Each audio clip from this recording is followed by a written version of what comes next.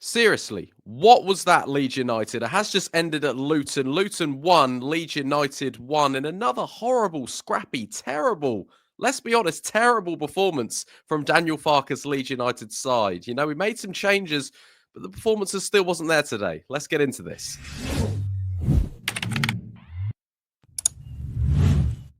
All right, guys, what's going on? My name is Ollie Ward. Welcome back to the Ollie Ward channel. It has just ended at Luton. Like I said, Luton won, Leeds United won in a game that Leeds United needed a response. After dropping Meslier, after saying, you know, we're still in this, we're 100% going up, still double down on it, and we put a performance like that. What is going on? Before we do get into this match reaction, be sure to smash that like button. As you can tell, I'm a little bit ill, so a nice little smash of a like button would be nice. It would cheer me up. It would soothe me. Also, subscribe if you're new. We are around 22 subscribers of 19.7. So if you're one of the 22 not subscribed, get down there right now. We've nearly hit 19,700, and yeah, get your comments in on what's going on at Leeds United. I should be absolutely shocked, but I mean, we're used to this the last few seasons. What is going on? You know, we now sit in third. Leeds United haven't sat in third for ages now, and it's now out of our hands. Burnley going away to Coventry and winning 2-1. A brilliant result for Burnley. As of recording, Sheffield United haven't played, but they're away to Oxford. And if that was Leeds away to Oxford, I'd be thinking, yeah, okay, this is going to be a tough game. Just Sheffield United, I think they're just going to go there and win. Obviously, if you're watching this a few hours, they lose, then you know, I've jinxed it. But either way, Leeds United today, obviously, Luton's a tough place to go. It's 12:30, it's London, and again, terrible. Like, it was genuinely terrible. Obviously, the big news was that Darlow's here. Darlow's in goal, and Darlow couldn't do anything for the goal, and he made a smart few stops. You know, he was probably the least worried player on the pitch. The rest of the team, I just think it's so slow all the time. Like Ampadu and Joe Rodon, you might be mates, but you don't have to just keep it between you. They're so slow. There's no urgency with this team. Where's that bite gone? Where's that fight? And we had a little bit. There was like a 5-10 minute stage in around the 70th, 80th minute where players were flying in. We're winning second balls. And I was like, where's this been?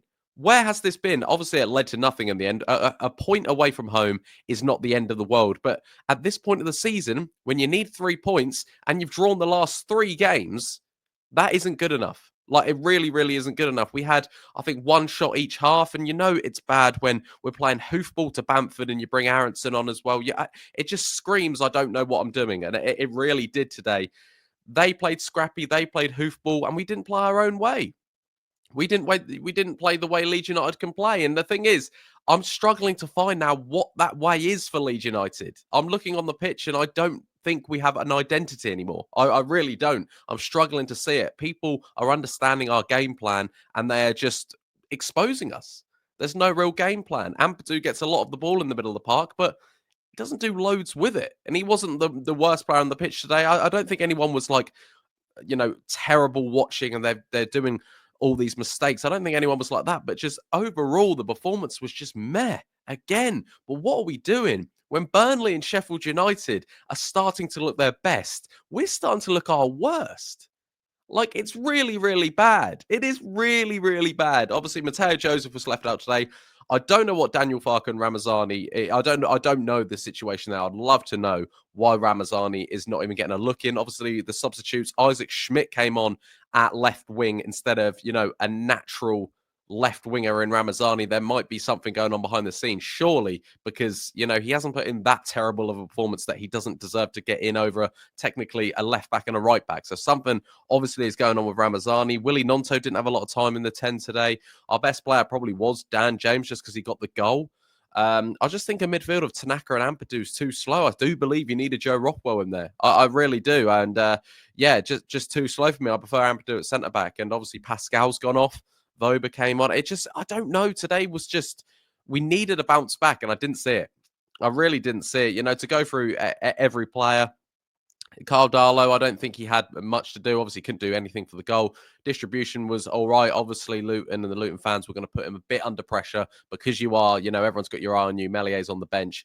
But actually, I think Carl Darlow made a few smart stops and there was a lot of pressure on him today. And I thought, you know, he done okay. Jayden Bogle, one of his quieter, weaker games today, really was, I thought. The ball was getting sort of held up in the pitch. You could kind of tell the conditions weren't the best, but you're professional footballers. Get on with it. And yeah, I didn't think Jayden Bogle was very good today. Wasn't making the overlapping runs, gave cheap free kicks away, and actually just wasn't very good today, personally. 2 centre halves of Joe Rodon and Strauch. Joe Rodon, I don't think he was at his best today. He got the lot of the ball. He won a lot of headers, and that was a lot of what the defense was doing today, just winning hoofball headers. Joe Rodon was all right. Pascal obviously went off injured, still struggling to get that partnership flow in the last sort of 5 games. I still think that we're leaking a lot of goals between them two. I really do. Left back Junior Firpo, hit and miss today, similar with sort of Bogle. Sometimes he looked good, sometimes he just hoofed the ball and he didn't even know where he was kicking it. There was one point where Luton were putting pressure on us and he's cleared it, but he's cleared it all the way over to our right hand side. So Chong's picked it up and you're like, what are you doing? It's just, yeah, just terrible. Middle of the park, Ampadu and Tanaka. I just find the defense and Ampadu and Tanaka, there's not enough aggression there. There's not enough want the ball back and drive. There really isn't. Ampadu showed it a little bit more as the half went on, and Ampadu and Tanaka look really good when you're slowing the game down. If we're winning 1-0 and we're slowing it down, that's when Ampadu and Tanaka really come into their own, and a player like Gruev. But when you are chasing a game, need a goal, they're the worst players to have on the pitch. I really do think so. I think Tanaka's got a bit more of that attacking edge than Ampadu does, but that's when you need a Joe Rothwell. You really do, to pick up the ball and drive and actually take set pieces, because our set pieces today were appalling. And let's get on to Manor Solomon. Don't think he had the worst game in the world, but everyone was kind of saying, why is Ramazani not starting? He didn't even get on the pitch in the end. But Manor Solomon had an alright, he's a tricky player and he was unlucky not to score and get maybe an assist. Obviously, that ball get puts across the box from Dan James. It is bouncing and stuff. But player of his caliber, Premier League quality player, he should be putting that in the back of the net. On the right, Dan James scored a lovely goal with his left foot. When he put it onto his left foot, I can't be the only one who was like, no, don't shoot. Shot. Brilliant goal from Dan James. And his pace is obviously scary for the defence, and that's why he kept him on. It was understandable. In the 10, like I said, Willie Nonto didn't have a lot of time today. It really wasn't his best game. A hard one to get into, obviously being 5 foot, whatever. Hard to play a game where it's physical, when it's hoofball, when it's half it's in the air. He's not winning a lot. But let's get on to Joel Piroe, who is the acts like this hard man, but he's really soft. He's the very, very weak player, Joel Piroe. Brilliant striker of the ball, best finisher we've got. Good sometimes holding up the ball, but he's weak as pissed. He does these half-hearted jumps. I don't like it. I think it's pathetic. Don't jump at all. Try and win the second ball, because he's not strong. He doesn't win anything in the air, and he's just terrible in the air. Best finisher at the club, fine. But when you go to a game like Luton today, you need to have a bit more grit about you.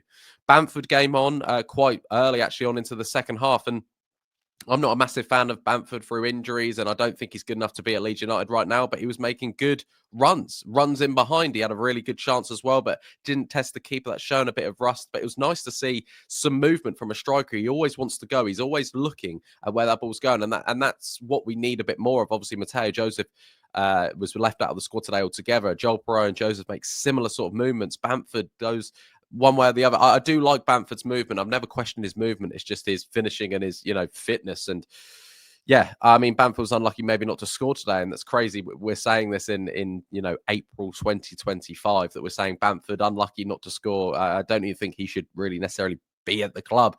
But there we are. And then you bring on Isaac Schmidt, Vobo, all the Sam Byram, all the rest just had a bit meh game. Aronson, just not very good at all. And it's just another disappointing display from Leeds United. We need to turn it around. We really do. Do I trust us in the playoffs? I think, again, we've got a solid squad. I don't believe, I don't want to even say this, but I don't believe Sunderland, Coventry, or whoever gets in that 6 scares me necessarily. But Leeds United scare me. Leeds United's history of what we are doing right now is scaring me. What are we doing? We seriously need to sort it out, because it's getting on everyone's nerves, apart from everyone who doesn't support Leeds. Everyone's loving it. But again, it's not the end of the world with a point, but a point when other teams around us are getting 3 isn't good enough. Seriously, we need a wake-up call, and we need to beat Middlesbrough. We really, really do. I don't care what anyone else does. Win our games, and then, yeah, I don't know. Our Leeds United falling apart again. Let me know in the comments down below. But yeah, be sure to smash that like button, subscribe if you're new, and yeah, get all your comments in. I've been Ollie Ward, and I'll catch you in the next one. Cheery. Oh.